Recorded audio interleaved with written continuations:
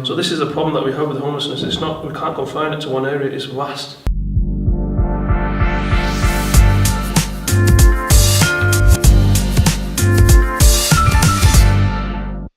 Now, 2012 we started Mustard Tree, and then in 2013, I think that's really when things kind of just blew up. We started the food bank.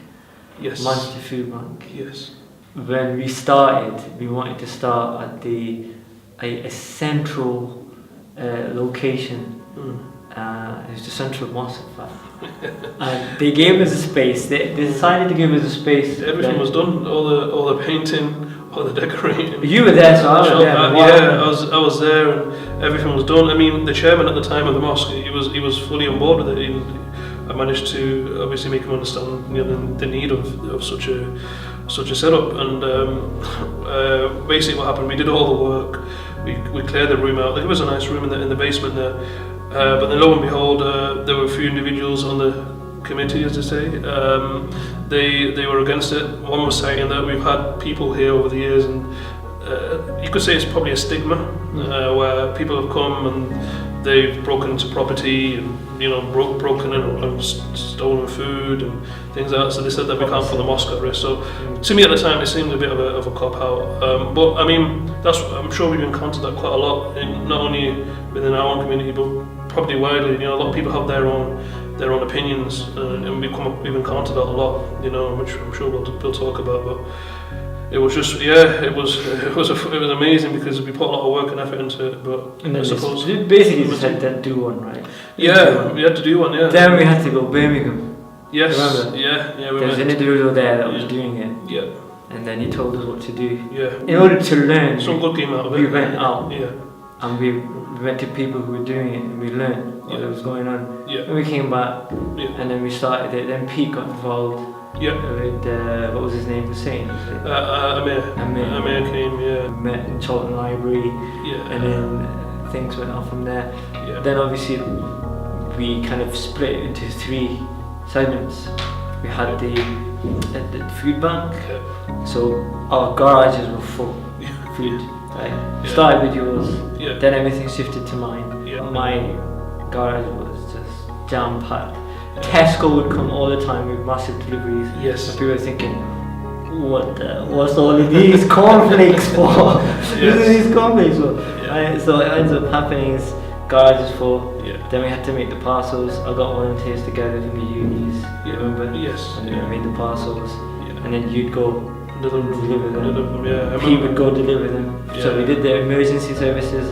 Yeah. We did the agencies as well. Agencies. So we partnered with Booth Centre. Yeah, Saheli. Yeah. They dealt with victims. Life share. Yeah. Many individual referrals that we had, as you mentioned, emergency as well. There was one that I remember. There's a picture of you, and somebody said you look homeless in it as well. Yeah. Anyway, I remember that clearly. Was a lady from South Manchester contacted us. It was around Christmas Day, so it was on the festive period of that. We even went on Boxing Day to them as well. Yes, yeah, and basically I went into the house, and we don't really basically go in, we just drop the parcels off at the door, but she invited me into the hallway, and the house was in a very bad condition. It was visibly clear.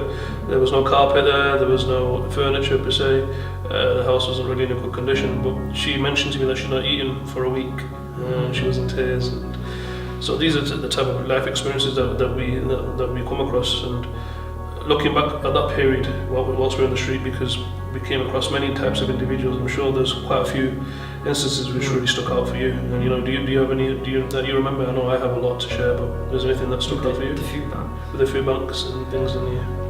I mean, I didn't do many of the emergency deliveries, obviously because of my circumstances. But the key thing for me was because I dealt with the agencies, so the actual day centres. Number one, we saw the overwhelming amount of things that they got, right? But what stuck out for me was the fact that there was just so much needed, so many people that was emailing us, like people from social workers to people in the NHS to just shocking. There was that individual, Tracy, I believe. Yeah. She had no underwear, she had nothing. To the extent that even her kids took advantage of it. Yeah. Took everything she had. Yeah. But I think within that, it's good that you brought up, but within that, and this is a very important point for those people out there who think of homelessness as just being an individual sitting on a park bench. I mean, it's not necessarily that, and if you look at the definition, it's not just confined to a person sleeping on a park bench or a bus stop. Someone could be living in a confined space. They could be living in a building which is beyond repair, really damp, very squalid conditions in those properties, overcrowded places, private landlord issues, and as you mentioned there, this individual, this lady as well, she's living in a house, but look, she didn't have any certain types of clothes and food, and she was being manipulated by her family. So this is a problem that we have with homelessness. We can't confine it to one area. It's vast. It's vast. It really is vast, and then even the areas and what comes with it as well. Yes.